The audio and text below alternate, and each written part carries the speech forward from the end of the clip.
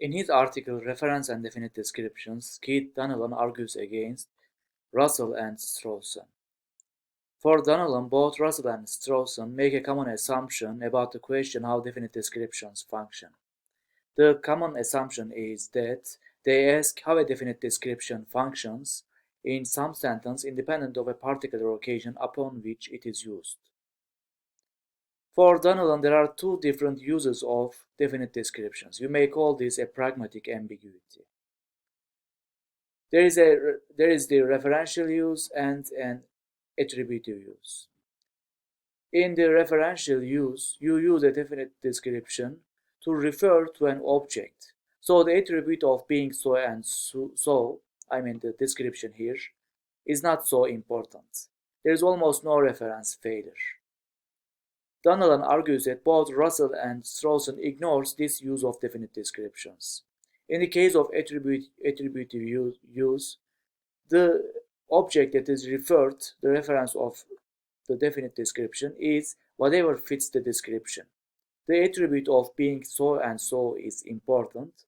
Reference failure is possible. If nothing fits the description, then there is this reference failure. For the attributive uses, either Russell or Strawson may be correct about.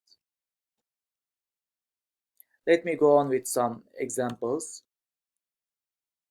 Suppose for this sentence, Smith's murderer, we have this sentence, Smith's murderer is insane. There is a definite description here, Smith's murderer. You may use it in two different ways. You may use it referentially or attributively. For the referential use, suppose that Jones has been charged with Smith's murderer and has been placed on trial. Imagine that there is a discussion of Jones' odd behavior at his trial. We might sum up our impression of his behavior by saying Smith's murderer is insane. This is the referential use of this definite description here. And there is also attributive use. Suppose first that we come upon poor Smith fallen murdered. From the brutal manner of the killing and the fact that Smith was the most lovable person in the world, we might exclaim, Smith's murderer is insane. Another example is this question, who is the man drinking a martini? We have a definite description here, the man drinking a martini. It has two different uses, referential use and attributive use. For the referential use, suppose one is at a party and seeing an interesting looking person holding a martini glass.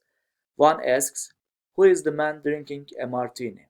If it should turn out that there is only water in the glass, one has nevertheless asked a question about a particular person, a question that it is possible for someone to answer.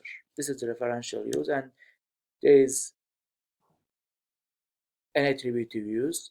A chairman has just, suppose a situation in which a chairman has just been informed that a man drinking a martini at their annual party. He responds by asking his informant, who is the man drinking a martini?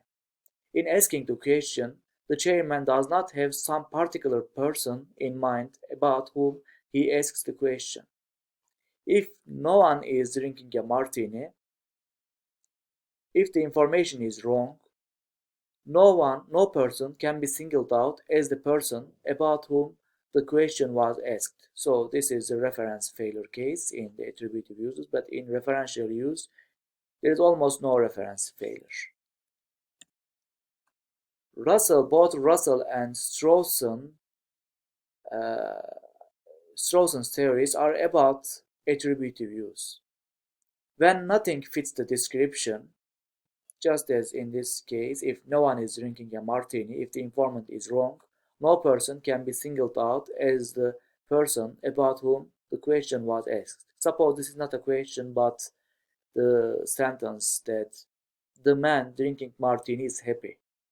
But suppose that no one is drinking martini and the person who is using this sentence, the man drinking a martini is happy, attributively.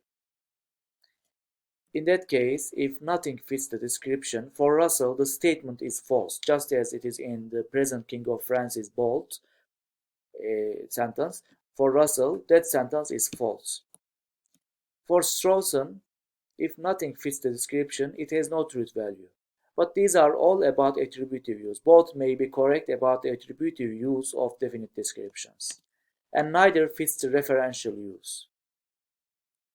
Remember the referential use. Suppose one is at a party and seeing an interesting looking person holding a martini glass. One asks, who is the man drinking a martini? If it should turn out that there is only water in the glass, one has nevertheless asked a question about a particular person. There is no reference failure. A question that it is possible for someone to answer. So neither Russell's nor Strawson's theory represents a correct account of the use of definite descriptions. Russell ignores the referential use.